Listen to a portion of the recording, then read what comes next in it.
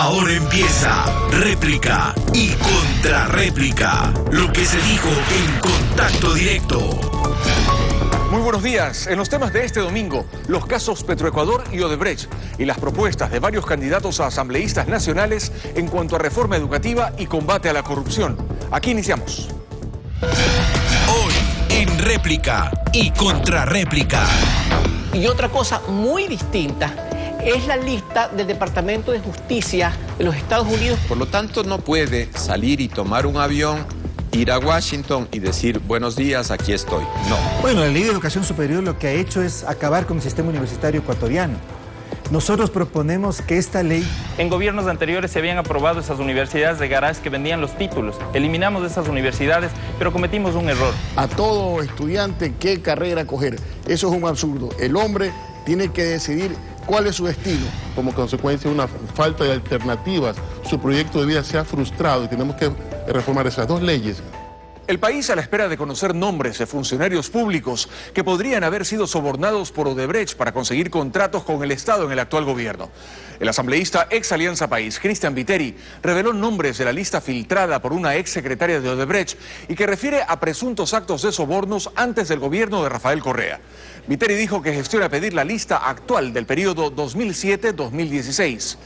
Por su lado, Galo Chiriboga, fiscal general del Estado, anunció que el 1 de febrero se reunirá con funcionarios del Departamento de Justicia de los Estados Unidos. Entre tanto, el presidente Rafael Correa ha venido fustigando al Partido Social Cristiano y su líder, quien también aparece en la lista filtrada por la ex secretaria de Odebrecht. Jaime Nebot, alcalde de Guayaquil, anunció que demandaría a quienes intenten involucrarlo en actos de corrupción. Aquí los detalles. ¿Por qué digo la investigación entre comillas de Diario Expreso es un paso al frente?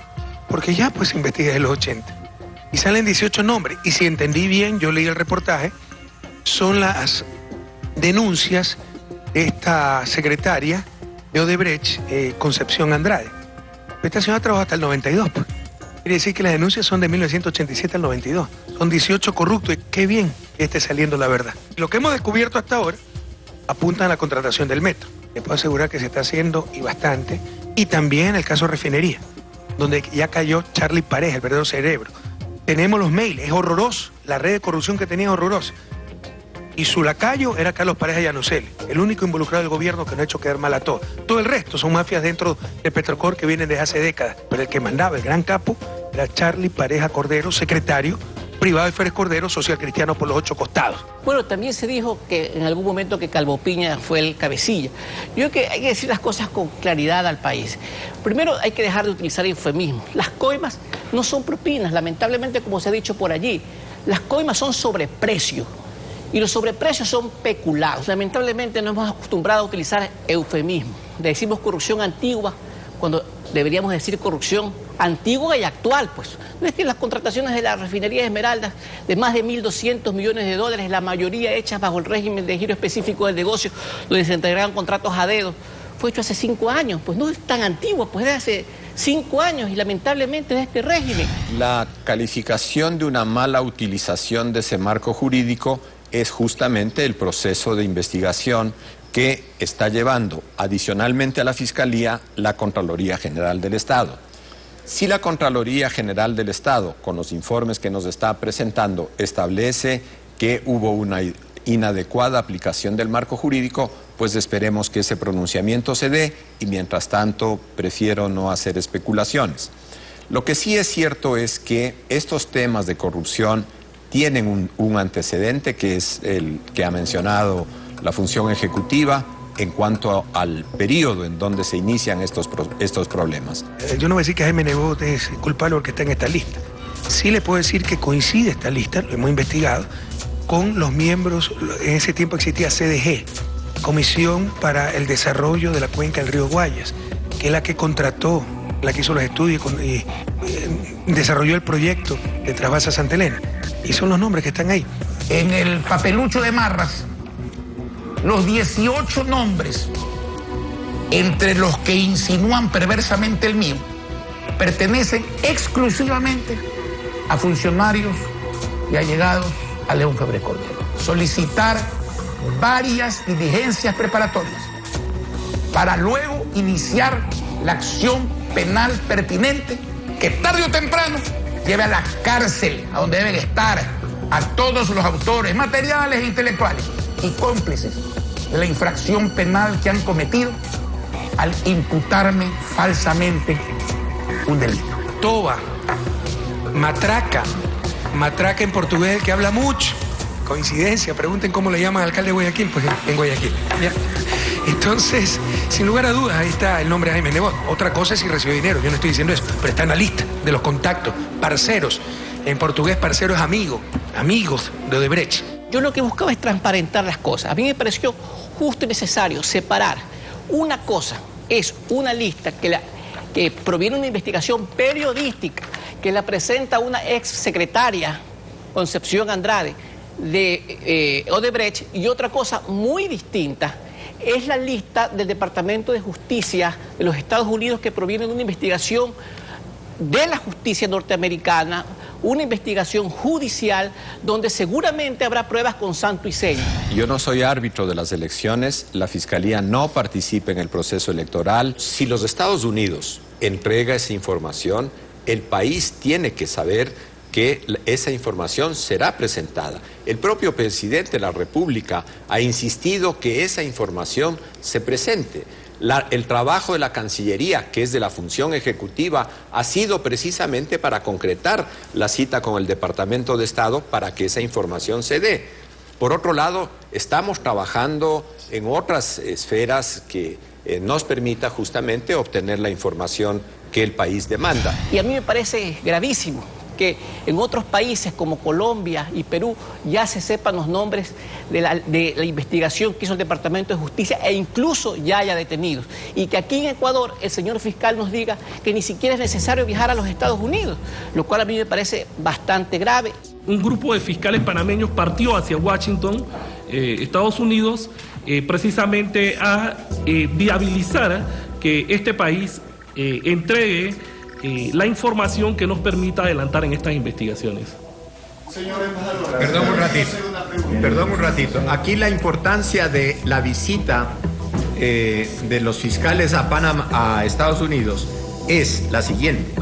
Si Panamá obtiene esa información, el mismo derecho tendría Ecuador.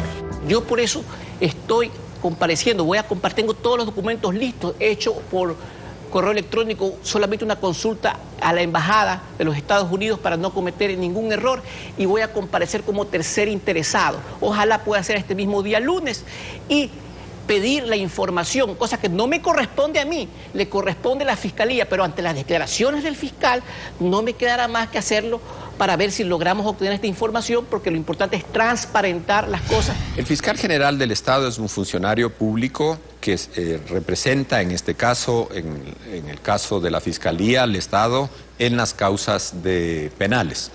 Por lo tanto, no puede salir y tomar un avión, ir a Washington y decir, buenos días, aquí estoy. No, eso no se puede hacer con un funcionario que va para una misión oficial.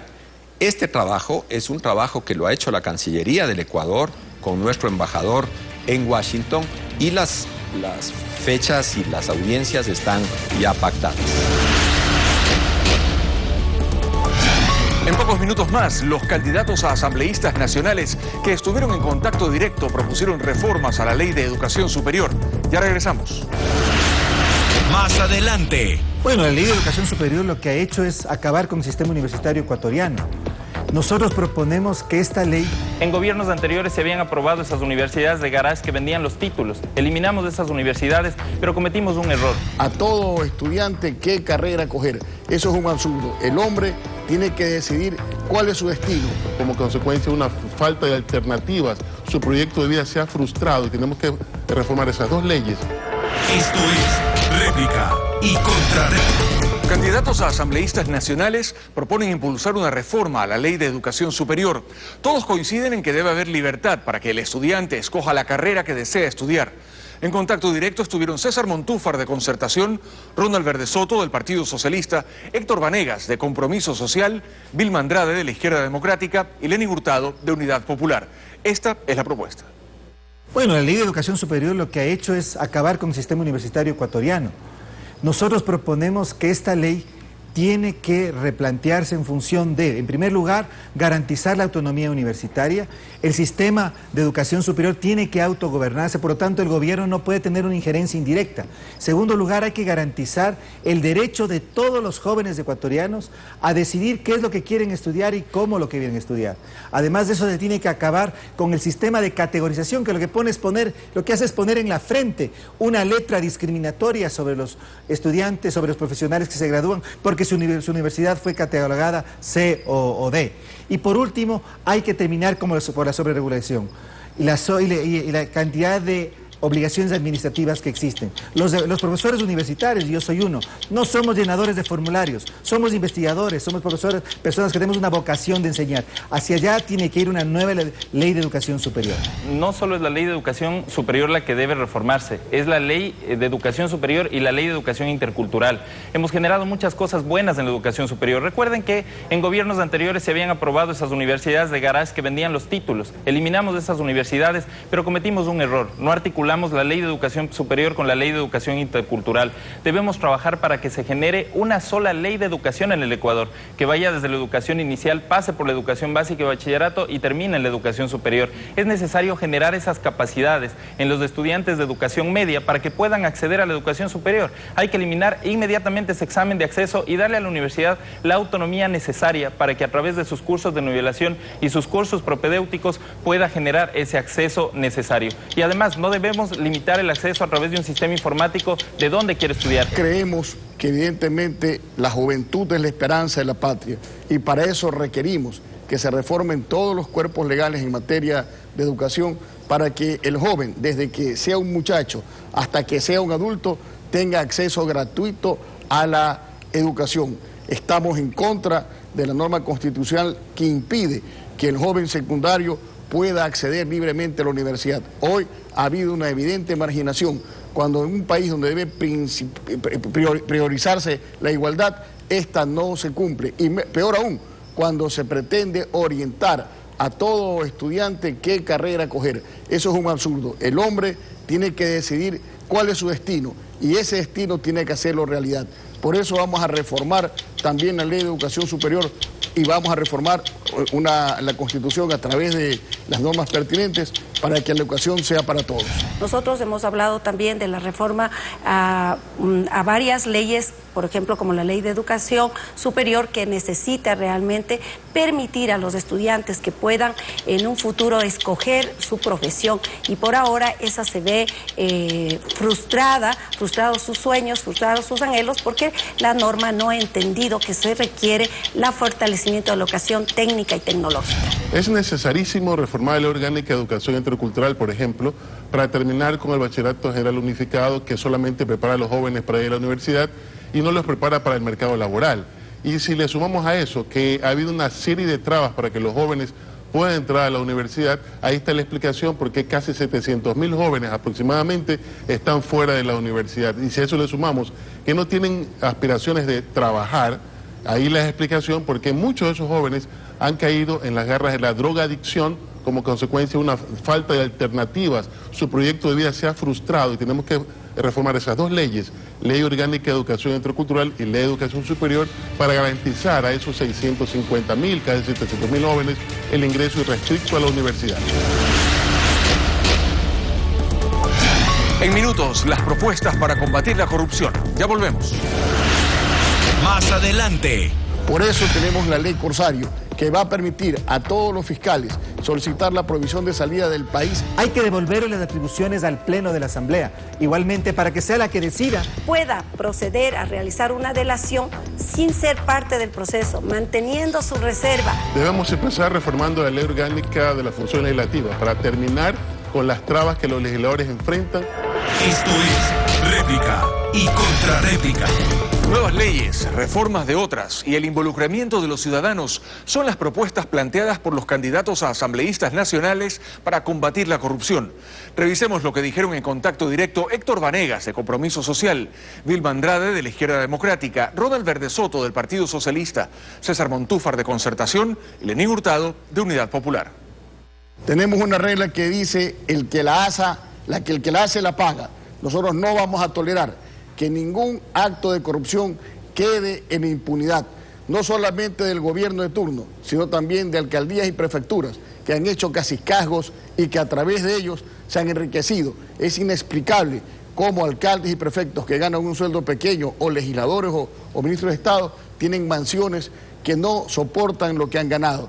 Por eso tenemos la ley Corsario, que va a permitir a todos los fiscales solicitar la prohibición de salida del país de todo funcionario sospechoso de cometer un acto de corrupción, de tal manera que sin necesidad de que haya un proceso penal, ese funcionario con esta provisión no va a poder salir del país en aviones de primera clase llevándose el dinero mal habido y podrá ser en su momento detenido, juzgado y encarcelado. Cárcel para todos los corruptos. Mire, yo estudié en detalle la Ley Orgánica de la Función Legislativa y en el año 2013, en agosto del 2012, presenté ya un proyecto de ley que buscaba destrabar los 13 obstáculos que impiden la fiscalización al interior de la Asamblea. Vamos a insistir con ese proyecto de ley, va a ser una de las primeras propuestas que Concertación, la lista 51, va a presentar en la próxima Asamblea Nacional, para verdaderamente hacer del ente legislativo un ente de fiscalización y control político. Hay que modificar esta figura de incumplimiento de funciones, porque a través de esta figura es que el oficialismo ha logrado archivar todos los casos de fiscalización que debieron entrar a la Asamblea Nacional. Hay que devolverle las atribuciones al Pleno de la Asamblea, igualmente para que sea la que decida, el órgano que decida en la realización del juicio político, y hay que fortalecer a la Comisión de Fiscalización. Además de eso, como hizo el Congreso peruano, vamos a proponer la creación de una comisión especial de investigación del caso de Brecht. Bueno, es muy necesario profundizar el tema de la fiscalización en la Asamblea Nacional. Creemos que el proceso de fiscalización tiene que variar y sobre todo hacerse una fiscalización con la ciudadanía. Entender que la voz del pueblo es la voz de Dios. La ciudadanía necesariamente tiene que involucrarse en el proceso de fiscalización. No es solo el hecho de dar el voto al gobernante y exigirle al gobernante el cumplimiento de sus actividades, sino inmiscuirse en el quehacer político. Llamamos a la juventud a generar esas ideas que ayuden al pueblo ecuatoriano a desarrollarse. Es necesario que entendamos que de alguna forma la transparencia en la política tiene que ver con la ciudadanía. Vamos a profundizar aquello y obviamente trabajando con el ciudadano el día a día del quehacer político en el Estado ecuatoriano. Bueno, dos propuestas profundas que nosotros las estamos denominando. La primera, el informante cívico, porque creemos que tenemos que traer a los peces gordos. Esto permite que aquel funcionario, que aquel ciudadano que cayó en presión de un funcionario corrupto para hacerse acreedor de un contrato, pueda proceder a realizar una delación sin ser parte del proceso, manteniendo su reserva, ser inimputable, poder decirnos a los ecuatorianos en dónde y a quién, si fueron testaferros, entregó los recursos. Esos recursos deben ser recuperados, formados un fideicomiso y pues ayudar, aportar a los proyectos de emprendimiento familiar. Pero también creemos que en la ejecución presupuestaria está determinado cuál ha sido una acción, no solamente que se hayan llevado los dineros, sino también que hayan sido irresponsables en llevar adelante los proyectos. Debemos empezar reformando la ley orgánica de la función legislativa para terminar con las trabas que los legisladores enfrentan para impulsar verdaderos proyectos de fiscalización. La fiscalización es la causa, por ejemplo, de la que no se hayan construido más allá de 70 unidades del milenio cuando tenían que haber construido, según el último ofrecimiento del presidente de la República, 300. El inicial, de acuerdo al Plan Decenal de Educación 2006-2015, tiene que haber sido 1.760 aproximadamente las unidades del milenio, a razón de 220 al año. No se han construido producto de que la plata se ha ido en corrupción. No se han construido más viviendas en Manaví o Esmeraldas para los afectados del terremoto, producto de que no hay dinero como consecuencia de que la plata se ha desviado en corrupción. Por lo tanto, la obligación del asambleísta fiscalizar para evitar que los recursos sean desviados y sean empleados cada centavo en el desarrollo de este país, no engordando algunas fortunas ilegítimamente levantadas. Aquí concluimos una nueva edición de Lo Dicho en Contacto Directo, aquí en Réplica y Contrarréplica. Nos volvemos a encontrar la próxima semana. Continúen ahora en sintonía de Ecovisa.